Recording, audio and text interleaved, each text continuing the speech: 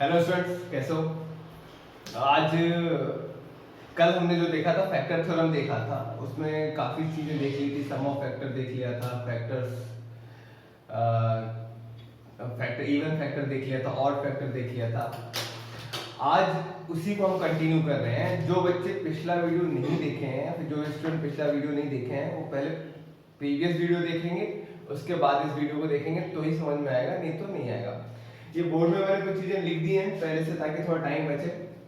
कैमरे के साथ साथ लिखना थोड़ा दिक्कत होता है, इसलिए पहले ही लिख दिया मैंने। ठीक है, देखो कल हमने क्या देखा था, सम ऑफ फैक्टर तक देख लिया था कि फैक्टर्स अगर किसी भी नंबर के गुणनखंडों का योग कितना होगा वो हमने देख लिया था।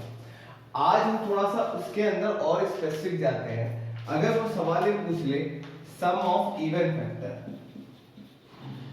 सम ऑफ इवन फैक्टर, या फिर हिंदी में आप इसको क्या बोलेंगे, सम गुणनखंडों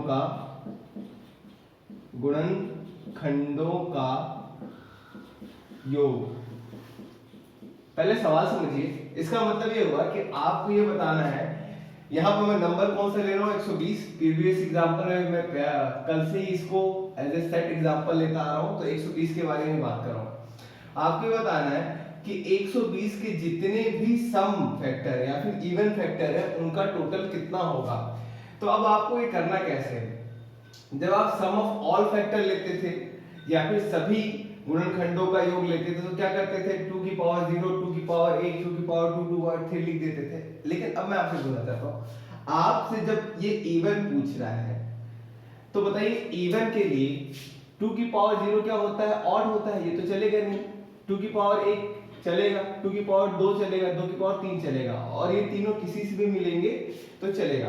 तो आपको क्या करना है, 2 की घात कहां से स्टार्ट करनी है, 1 से 0 को नहीं लेना है। तो आप लिखेंगे 2 की पावर 1, 2 की पावर 2, 2 की पावर 3 और 3 की पावर 0, 3 की पावर 1, 5 की पावर 0 और 5 की पावर 1। जरा इसको सॉल्व कर लीजिए, ये कितना हो जाएगा 8, और यहाँ पर कितना हो जाएगा 2, 8, 8 4 12, और 12 और 2 कितना हो जाएगा 14। ये कितना हो गया 14 हो गया। ये 3 और 1 4, और यहाँ पर कितना हो जाएगा 5 1 6, 5 1 और ये कितना हो गया 4। तो ये कितना हो गया 56, 56 गुणे 6 करेंगे तो कितना हो जाएगा 56 गुणे 6 तो 300, 336। मतलब कि जितने भी फैक्टर इवन फैक्टर 2 के 120 के जितने भी सम गुणनखंड है उनको जोड़ेंगे तो कितना आएगा 336 आएगा। और 120 के सम गुणन कौन कौन से हैं, 2 है, 4 है, 6 है, 8 है, 10 है, 12 है, 20 है, 24 है, 30 है, 40 है, 60, 120 है। आप इन सबको जोड़ना, इसके बराबर ही आएगा। एक और एग्जांपल ले लेता हूं ताकि आपको थोड़ा सा और समझ में आ जाए।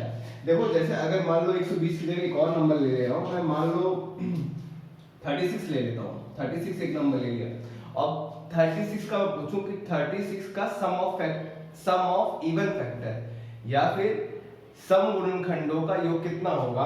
तो आपको क्या करना है, 36 को पहले क्या छोड़ना है, आपको प्राइम फैक्टर के रूप में लिखना है।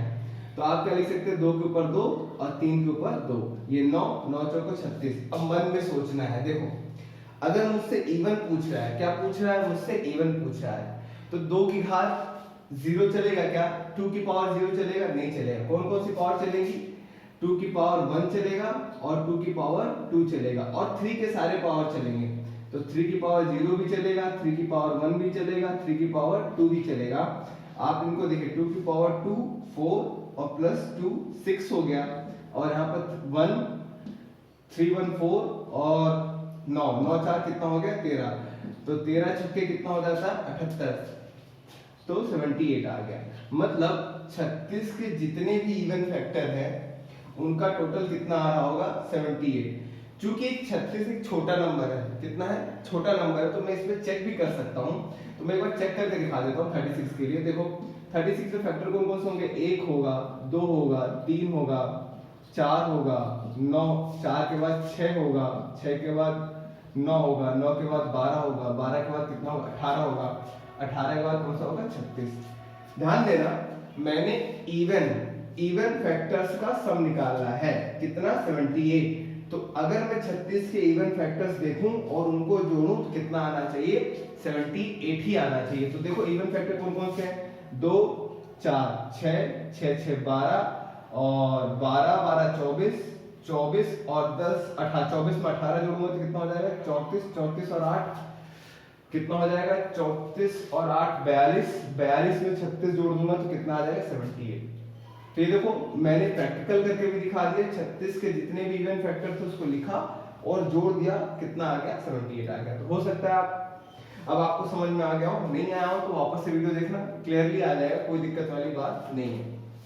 और फिर भी नहीं है तो घबराना नहीं, लास्ट में मैं जब 100 200 क्वेश्चंस कराऊंगा तो उसमें सारे मिसलिनियस क्वेश्चन होंगे, वहां पर और अच्छे समझ में आ जाएगा, ठीक है। तो ये सम ऑफ इवन फैक्टर आ गया। अब अगला सवाल ये उठता है, हो सकता है आपसे सम ऑफ ऑड फैक्टर पूछ ले, इवन की जगह क्या कर ले, ऑड कर ले। इवन की जगह आपसे क्या पूछ दे, ऑड फैक्टर। ऑड मतलब क्या होता है, विषम। यहाँ पर सम की जगह क्या हो जाएगा, विषम। तो अब क्या करेंगे मेरे भाई, तो कुछ नहीं करना, खुद बताओ।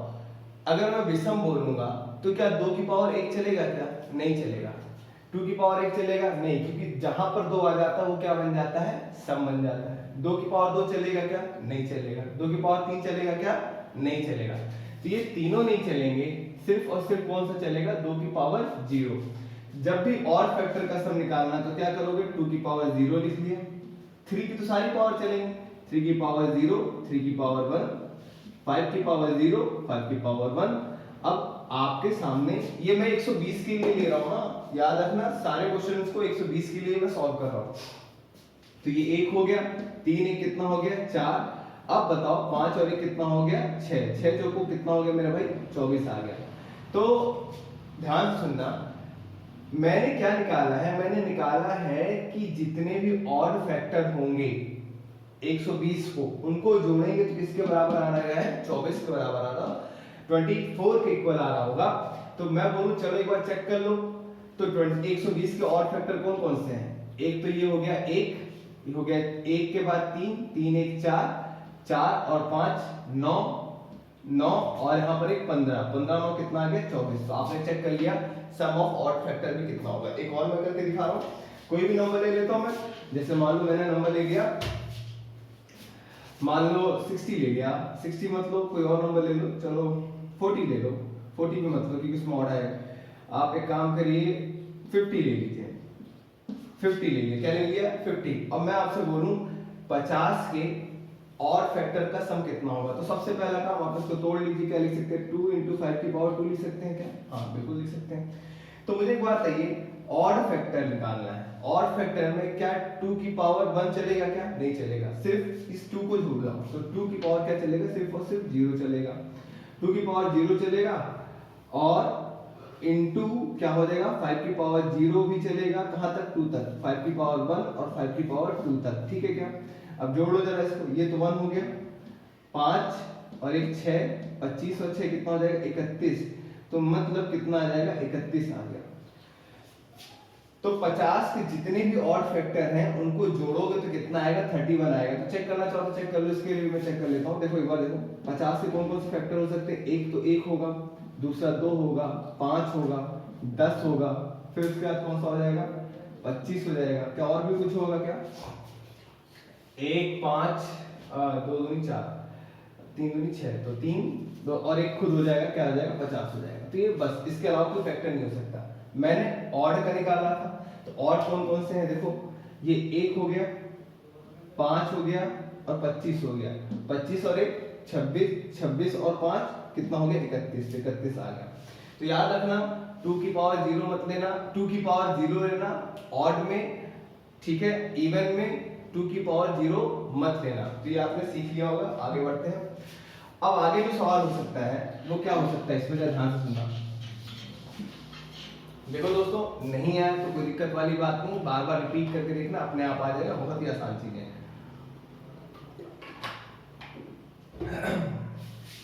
चलो आगे देखो। मैं ये बोलता हूं, अब अगला सवाल ये हो सकता है आपसे कि अगर वो आपसे पूछ ले कि ऐसे कितने फैक्टर हैं 120 के या किसी के भी जो परफेक्ट स्क्वायर है, तो नंबर ऑफ फैक्टर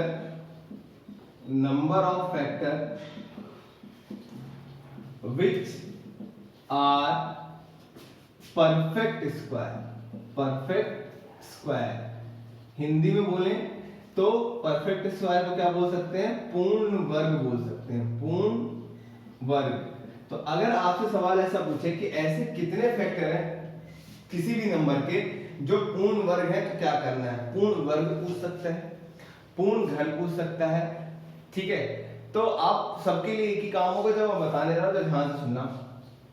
जैसे मैं 120 उठा रहा हूं, 120 लिया मैंने, तो 2 के ऊपर क्या लिख सकता हूं? 3, 3 के ऊपर 1 और 5 के ऊपर 1। मैं यहां पर पूर्ण वर्ग की बात कर रहा हूं, तो ध्यान देना इन फैक्टर में से आपको ये चाहिए होता है कि अगर पूर्ण वर्ग बनना पूछ रहा है तो आप सबसे पहले क्या बनाए? पूर्ण वर्ग बनाए। पूर्ण वर्ग कैसे बनाएं? अच्छा, तो आप 3 के ऊपर कोई पावर तो है नहीं, तो ये तो स्क्वायर बन ही नहीं सकता, परफेक्ट स्क्वायर। 5 के ऊपर 1 है, ये भी पावर नहीं बन सकता है, परफेक्ट स्क्वायर नहीं बन सकता, क्योंकि परफेक्ट स्क्वायर बनने के लिए या फिर पूर्ण वर्ग बनने के लिए घात क्या होनी चाहिए? 2 होनी चाहिए, 4 होनी चाहिए, फिर 2 का गुणांक होना चाहिए। लेकिन इसको जरूर बना सकता हूं। तो देखो, अगर इसको मैं बनाना चाहूं तो क्या 2 के ऊपर 2 इंटू 2 इंटू 3 के ऊपर 1 इंटू 5 के ऊपर 1, वही तो लिख दिया मैंने। जब एक पूर्ण वर्ग बन गया क्या, अब आपको क्या देखना है? पूर्ण वर्ग की घात कितनी है? पूर्ण वर्ग की घात कितनी है?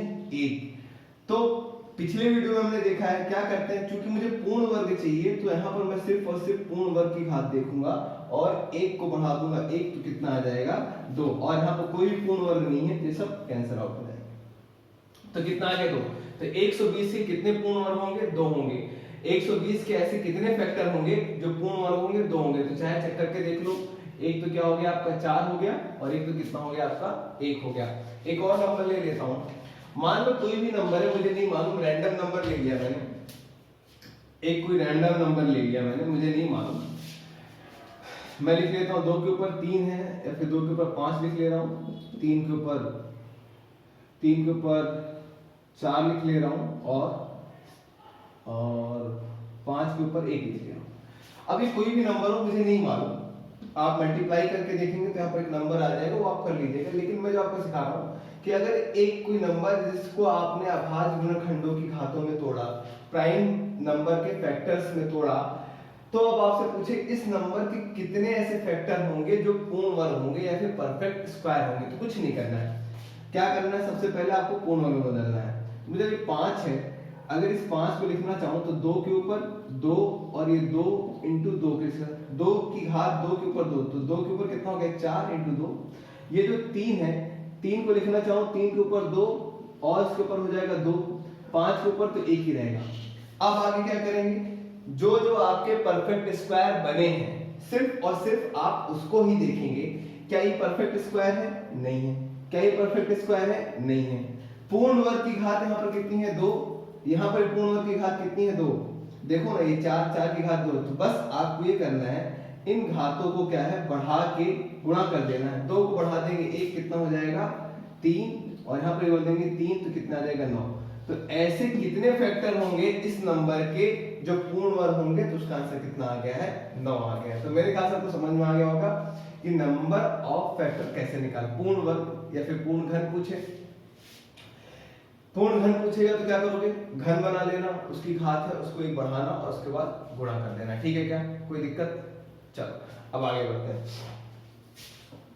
अब एक सवाल लिखते हैं। चलो मेरे ख्याल से अभी फैक्टर की जो है सारी थ्योरी हो गई है। अब हम करेंगे क्या? फैक्टर थ्योरी से क्वेश्चंस कर लेते हैं।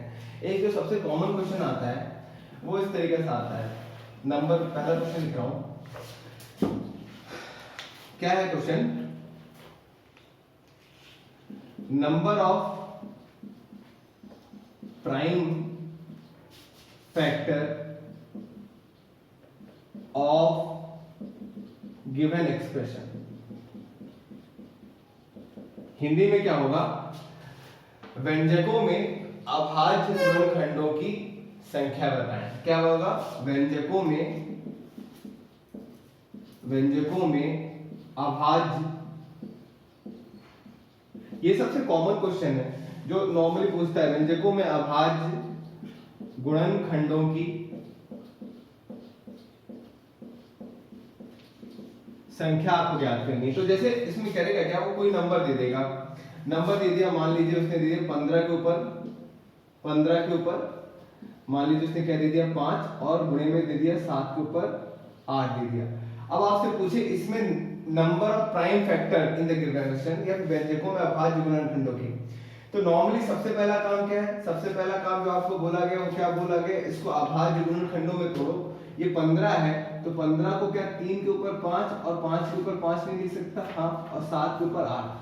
अब अगर आपने ये गलती की जो कल मैंने सिखाया है कि आपने 5 को 1 बढ़ाया 6, फिर 5 को 1 बढ़ाया 6, फिर 8 को 1 बढ़ाया 9 और गुणा करके लिख दिया आंसर, तो आपका आंसर हो जाएगा पूरा का पूरा गलत। करना क्या है, करना ये है, सवाल ध्यान से सुनो, नंबर ऑफ प्राइम फैक्टर पूछ रहा है आपसे, आपसे पूछ रहा है कि भाई कितने अभाज्य गुणनखंड है, इसमें कितने अभाज्य गुणनखंड है। तो इन शॉर्ट आपको ये बताना है कितने 3 है, कितने 5 है, कितने 7 है, और अगर मान लो 2 होता तो कितने 2 है। तो बताओ, आपको कुछ नहीं करना, कितने 3 है, 5 3 है, कितने 5 है, 5 5 है, कितने 8 है, कितने 7 है, 8 है। तो क्या होगा इसका आंसर, 10 और 8 कितना हो जाएगा 18। ठीक है क्या, एक होमवर्क दे दे रहा हूं, आप नोट करना। अगर मैं आपसे एक सवाल ऐसा लिख लूं, मान लो n इक्वल टू, सेम सवाल है, n इक्वल टू दे दूं, मैं आपको बोल दूं मान लो 14 के ऊपर क्या लिख दूं 25, और लिख दूं 35 के ऊपर 10, और लिख दूं मैं 3 के ऊपर मान लो कुछ भी ले लो 8 लिख दिया। अब आपसे मैं बोलूं इसमें नंबर ऑफ प्राइम फैक्टर या फिर अभाज्य गुणनखंडों की संख्या बतानी, तो क्या करना है, सबसे पहले टारगेट रखना, ध्यान से देखना। ये 14 है ना, तो इसको पहले तोड़ो, अभाज्य संख्याओं में तोड़ो। तो 14 है तो 2 के ऊपर कितना होगा 25, और 7 के ऊपर भी कितना होगा 25। 35 है तो ये 5 के ऊपर होगा 10 और 7 के ऊपर होगा 10, और 3 के ऊपर 8, तो अब टूट ही नहीं सकता। तो कुछ नहीं करो, जो 7 एक जैसे नंबर है, समान आधार वालों को एक साथ ले लो, जो समान बेस है। 2 है कि कहीं और नहीं है, तो 2 के ऊपर क्या लिख दिया 25। इसी को मैं सही से लिख रहा हूँ, ये 7 के ऊपर 25 है और ये 7 के ऊपर 10 है। अगर आधार समान होता है, बेस सेम होता है, तो पावर जो होती है ऐड हो जाती है। तो 7 के ऊपर कितना हो जाएगा 35 हो जाएगा। अब यहाँ पर क्या है, 5 के ऊपर 10 है और 3 के ऊपर क्या है 8 है। तो बस आपको क्या करना, पावर्स को क्या कर देना है, ऐड कर देना है। 25 35 कितना हो जाएगा 60, 60 और 10 70, 70 और 8 कितना हो जाएगा 78। चेक करके देख लेना एक बार, टोटल करने पे कितना आ रहा है। ठीक है क्या, ये आप निकाल लिया। एक और क्वेश्चन क्या आ सकता है, अभी मैंने क्या पूछा था, नंबर ऑफ प्राइम फैक्टर। अब एक सवाल लिख रहा हूं, ध्यान से सुनना। नंबर ऑफ फैक्टर, इस प्राइम को मैं हटा दूं और मैं पूछूं नंबर ऑफ फैक्टर। देखो एक सवाल आ जाते हैं बड़े आसान है, अब नंबर ऑफ फैक्टर आसान सवाल आ जाते हैं। ठीक है, तो थोड़ा सा एक बार 2 बार वीडियो देख लेना, हो सकता है जो बच्चे पहली बार देख रहे हो या फिर जो स्टूडेंट पहली बार देख रहे हो उनको नहीं समझ में आया, क्योंकि आपने नॉर्मली इन चीजों को नहीं देखा, देखा भी तो फॉर्मूले बेसिस पे देखा, तो थोड़ा सा एक बार और रिपीट कर लेना। ठीक है, number of factor given expression है, ठीक है, नंबर ऑफ फैक्टर या फिर नंबर ऑफ गिवन एक्सप्रेशन। अब जैसे एक क्वेश्चन लिख लूं, पहले प्राइम फैक्टर था, फैक्टर लिख रहा हूं मैं, क्वेश्चन में क्या लिख दिया 4 के ऊपर 13, 4 के ऊपर 12 और 4 के ऊपर क्या लिख दिया मैंने 11। अब मैं आपसे पूछूं कि ये क्वेश्चन है, अब मैं आपसे पूछूं कि इसके कितने फैक्टर होंगे, तो क्या करोगे, सबसे पहले देखो ऐसे सवालों में खुद कॉमन सेंस लगाओ। 4 के ऊपर पावर 11 है, 4 की पावर 12 है, 4 की पावर 13 है। क्या यहाँ पर आपका ये दिल नहीं कह रहा है कि भाई इससे पहले 4 की पावर 11 कॉमन निकाल लो, तो बस दिल के साथ चले जाओ। 4 के ऊपर 4 की पावर जो 11 है उसको बाहर निकाल लो, तो यहाँ पर बचेगा 4 की पावर क्या बचेगा 2, 4 की पावर 1 और यहाँ पर चूंकि 1 बचेगा। सॉल्व करो इसको। अब मुझे बताओ ये 4 की पावर 11 है, तो इसको अगर 2 के टर्म में लिखना चाहूं तो 2 की पावर 22 नहीं लिख सकता, बिल्कुल लिख सकता हूं। 2 के ऊपर कितना हो जाएगा 22। अब यहां मुझे बताइए 16 और 4 कितना हो जाएगा 20, 16 और 4 कितना हो जाएगा 20 और 20 और 1 कितना हो जाएगा 21 हो गया। अब 21 आ गया, 21 को फिर अगर इसी को और अच्छे से लिखना चाहूं तो 2 के ऊपर 22 3 into 7 लिख सकता हूं क्या? हाँ बिल्कुल लिख सकता हूं। मुझे एक बात बताइए, ये 22 हो गया 3 into 7, अब मैंने आपसे नंबर ऑफ फैक्टर पूछा है, ना कि प्राइम फैक्टर। ध्यान देखिएगा, तो नंबर ऑफ फैक्टर निकालने के लिए कल सिखाया था हमने, कल हमने देखा था कि इसको क्या करना है, एक बढ़ा देना है। 22 को एक बढ़ाएंगे तो कितना हो जाएगा 23, 3 की पावर 1 है, 7 की पावर 1 है, तो 2 into 2, तो 23 into 2 कितना हो जाएगा 46, 46 में 2 का मल्टीप्लाई करेंगे तो कितना हो जाएगा 80 and 12 कितना हो जाएगा 92 हो जाएगा। कितना हो जाएगा 92 हो जाएगा। ठीक है क्या? तो होपफुली आपको समझ में आ गया होगा कि अगर इस टाइप का भी स्ट्रक्चर दे तो कुछ नहीं करना है, पहले इसको शॉर्ट कर लेना है, जो सिंपलीफाइड वे में लिख लेना है, उसके बाद आपको पावर को एक एक बढ़ाकर मल्टीप्लाई कर देना और कुछ भी नहीं। ठीक है, तो ये नंबर ऑफ फैक्टर्स आ गए। अभी मैंने फैक्टर्स की थ्योरी कंप्लीट कर दी है, फैक्टर का बेसिक बता दिया। ऐसे करके मैं सारे थ्योरीज खत्म कर रहा हूँ, उसके बाद लास्ट में मिसलेनियस जो भी क्वेश्चन छूट जाएंगे तो मिसलेनियस में पूरा का पूरा कंप्लीट हो जाएगा। ठीक है, चलो, थैंक यू एंड बाय।